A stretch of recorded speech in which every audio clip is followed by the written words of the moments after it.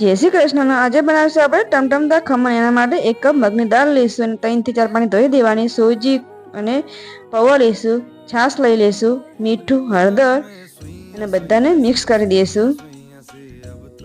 Mix કરીને આને ઢાંકીને આપણે 3 કલાક માટે રહેવા દઈશું. હવે આપણે ચેક કરીશું, થોડું કાઠું છે એટલે છાશ નાખીને ફરીથી ઢીલું કરી દઈશું અને હવે આપણે બીજા જાળીમાં પીસી દઈશું.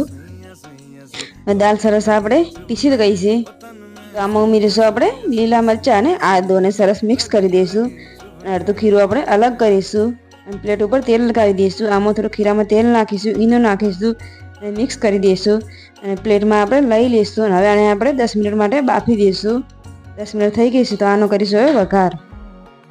હવે વઘાર કરી દઈશું. એના માટે તેલ લઈશું, રાઈ નાખીશું, તલ નાખીશું, કઢી પત્તા નાખીશું, લીલા મરચાં નાખીશું, અંદર ખમણ નાખી અને ઉપર નાખીશું મેગી મસાલો. તૈયાર છે આપણા ખમણ.